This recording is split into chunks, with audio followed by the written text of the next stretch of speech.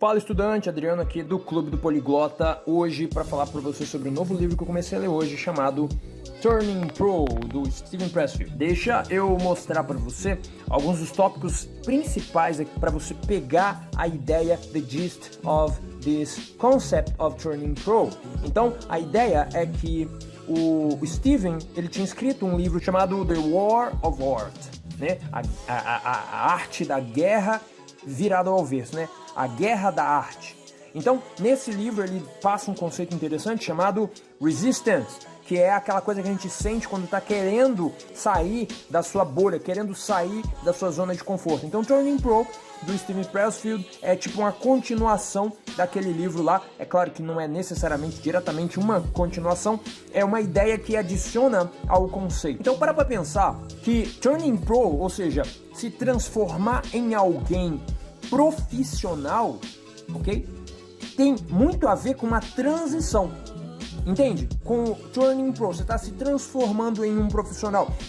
It's about transitioning, transicionar, ou seja, se transformar, é uma transição de um ponto A para um ponto B, e não é necessariamente a ver com os pontos, ok? Tem a ver com esse processo. Até aquele cara, o Nietzsche, fala lá no Zaratustra, que o ser humano é um animal de processo, não é um animal de alvo. A gente vai passar para quais estados, então, no decorrer desse livro, no decorrer dessa filosofia, digamos assim. A gente vai passar do amateur to the professional. Esse é o nosso caminho. A gente vai sair do ponto A para o ponto B. E aqui é que tá a nossa mágica. The transitioning is in here. E aí, primeiro você precisa entender o que ele quer dizer com amateur e essa ideia de Turning Pro, ok? Então, Turning Pro is about a sacrifice. Qual é o sacrifício? Tem sempre aquela frasezinha interessante do desenvolvimento pessoal que é: qual o sacrifício você está disposto a aturar? Eu até publiquei um tweet um dia desse sobre isso, a aturar para conseguir o que você quer. E aí ele dá alguns exemplos. Por exemplo, você you're gonna sacrifice your relationship. You're gonna sacrifice yourself. Esse você que está num local, que está num ponto onde você não está satisfeito com esse ponto que você está, você precisa sacrificar esse você para conseguir chegar no professional point, ok? Então, choose a path. Então, esse aqui eu não consegui colocar aqui em palavras, mas no livro ele fala que quando você está querendo transitioning, né? Quando você está querendo começar a caminhar nesse processo de sair do amateur to professional, você vai ter um caminho que escolhe você. Essa ideia é ligada a: eu preciso fazer coisas para conseguir o que eu quero, e aí essas coisas meio que aparecem para você.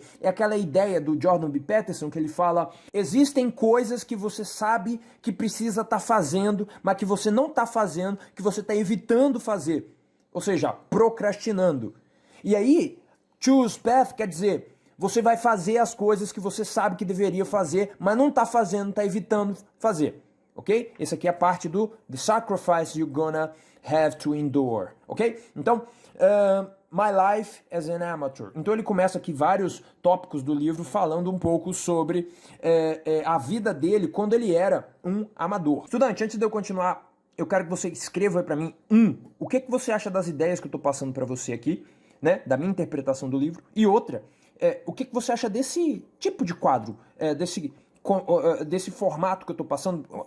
É bem amador de gravação, você poderia dizer, mas o conteúdo, a maneira como eu passo o conteúdo, ele consegue chegar até você, você consegue entender e absorver essa informação? Tô bem free falling aqui. My Life as an Amateur. Ele fala que ele vivia numa espécie de orfanato para pessoas mentalmente doentes, mas que essas pessoas não estavam necessariamente doentes.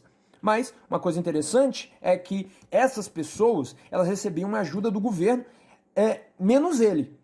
Ele falou assim que era um dos momentos mais interessantes que ele passou da vida dele, porque lá dentro desse espécie de orfanato, sei lá, ele conheceu pessoas com ideias e tipo, no almoço as pessoas falavam sobre alienígenas e o significado da construção da sociedade. Então, falavam sobre coisas bem fora do comum, E aí ele gostou bastante dessa experiência e provavelmente ajudou ele na criação dos livros de ficção que ele criou. Ele percebeu durante um sonho que ele tinha ambição, mas ele tinha um problema com ambição porque ele achava que ele não poderia ter ambição. Pelo menos o que eu entendi é que a ambição para ele era o seguinte, tinha sempre aquele self-doubt, né? Aquela dúvida de quem sou eu para querer ser uma pessoa melhor do que eu sou?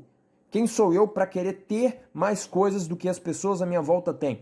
Entendeu? Então sempre teve esse problema com ele de um negócio da ambição. Como que ele vai ter... ele sentia ambição, mas como que ele vai agir para conseguir o que ele quer? Ele tem essa ambição para ter. Se ele acredita, se ele tem essa crença limitante, poderíamos dizer assim, que ele não poderia conseguir as coisas que ele quer ter. E aí mais pra frente ele fala que ambição, ele é uma coisa muito importante porque é um sentimento primal, ou seja, ele tá grudado na sua natureza, ou seja, na natureza do ser humano tem um desejo primordial, fundamental de ter coisas. Ou seja, quanto mais você come, mais você quer comer, quanto mais você consegue coisas, mais você quer conseguir coisas. Então essa ideia que ele fala mais pra frente no livro é a ideia de cuidado com o vício também. Tem um pouco mais lá na frente. A ideia de ambição é sagrada. Por quê? Porque está no fundamento, está no núcleo de ser humano. Ok?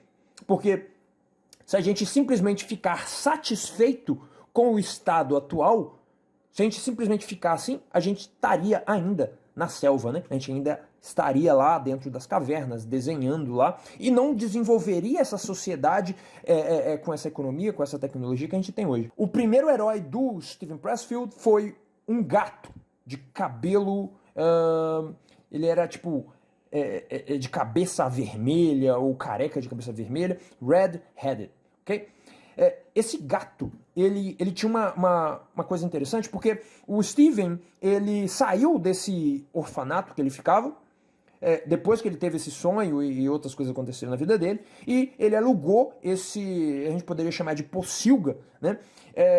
Esse local que ele alugou para ele morar, não tinha cozinha, não tinha banheiro, não tinha água corrente, não tinha eletricidade, era tipo um quarto, com uma porta só e um quintal. E aí ele tinha que fazer tudo lá, lá. Mas como ele trabalhava nessa época com caminhões, o que aconteceu é que ele comia em restaurantes, ou ele ia no banheiro em restaurantes, e ele só usava lá mesmo para dormir. Em alguns momentos, quando ele jantava nesse lugar onde ele morava, ele tinha que jantar do lado de fora da casa, que era no quintal, porque senão ia ficar cheirando lá dentro e tudo mais. E aí, de vez em quando, em algumas noites, quando ele estava lá sentado no foguinho que ele fez, tipo, pegou uns tijolos, criou um fogo e tá lá cozinhando a comida dele, aparecia esse gato de cabeça vermelha. Uma coisa, nossa, muito interessante que eu achei é que esse gato, ele não chegava próximo do Steven. Por quê? Porque ele ficava, tipo assim, atrás tinha uma pequena floresta, né? E o gato ficava lá próximo da floresta, em pé, com o peito estufado, olhando para o Steven enquanto ele comia. Nos primeiros encontros, o Steven até pegava um restinho de comida, jogava lá para ele, e aí o gato nunca ia atrás da comida, nunca pegava a comida. E aí ele interpretou como se fosse assim, o gato foi o primeiro herói da vida do Steven, porque o gato olhava para ele, e olhava para a comida que ele estava dando, e como se o gato falasse, eu não preciso da sua comida. Entendeu? É como se o gato falasse, eu consigo me virar. É como se o gato, e aí a conclusão final, tivesse decidindo na cabeça dele se ele vai ou não chutar a bunda do Steven Pressfield. Entendeu? Então ele foi o primeiro herói porque ele foi o cara que tinha aquele self-respect, que tinha self-worthy, né? Que ele sabia o valor que ele tinha, o gato, né? Ele sabia o valor que ele tinha, ele sabia quem ele era e ele sabia o que ele precisava fazer para sobreviver.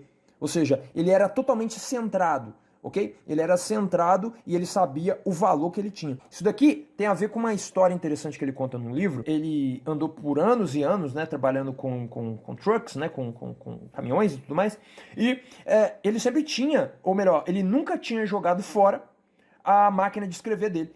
Por quê? Porque ele tinha esse desejo de escrever, de virar um escritor, mas ele sempre criava uma desculpa para escrever, para não escrever. E aí, em raros momentos que ele escrevia. Para conseguir aquilo que você quer, aquele caminho que você escolheu, você precisa aguentar essa vergonha de tentar algo e falhar, entendeu? Porque quando você tem essa vergonha de tentar e falhar, você escolhe a shadow career ou a shadow life.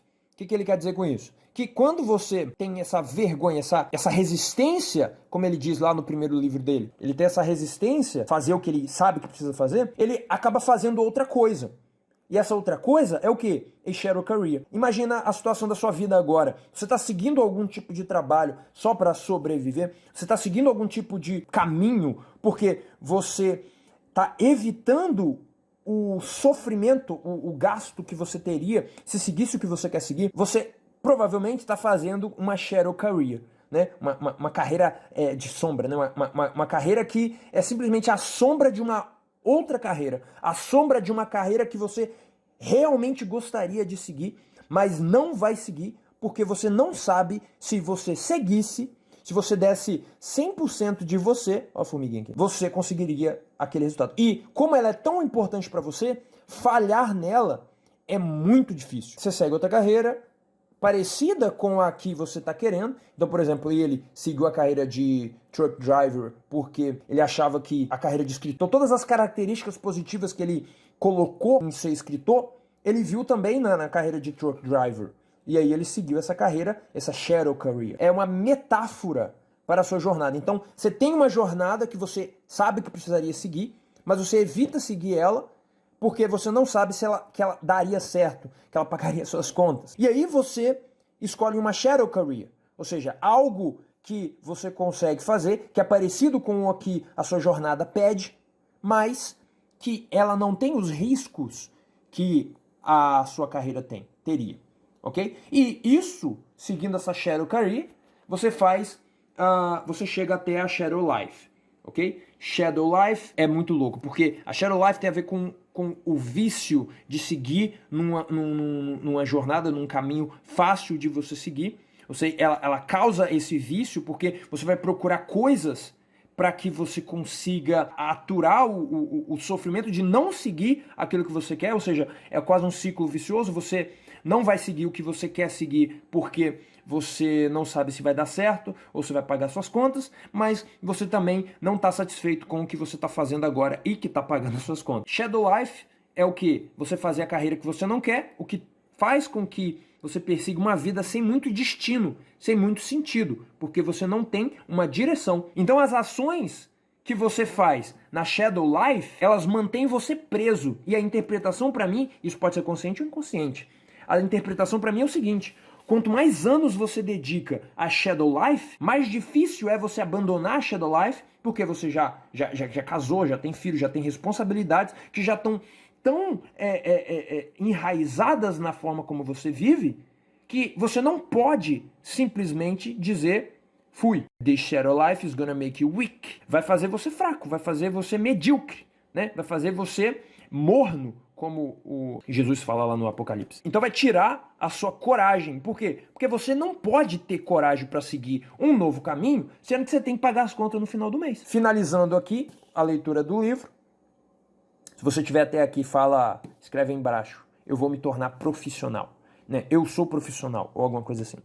Que a diferença entre o arte e vício, entre o amador e o profissional, é o trabalho que você precisa fazer. Eles trabalham com o mesmo material.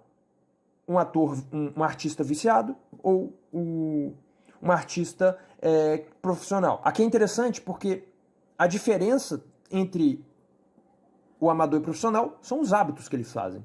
Então imagina, a quantidade de hábitos que um profissional precisa ter enraizados para fazer a sua rotina, para trabalhar todos os dias e para não ceder ao vício das outras coisas, vício da facilidade, do acesso à internet, do consumo de drogas e blá blá blá, ou seja, todos os tipos de vício que você puder imaginar, de simplesmente resistir a isso e fazer aquela sua única coisa. Então isso daqui é o take, né, that I take from the book that I read today. So I not read, né, all of the book, only 33 pages so far.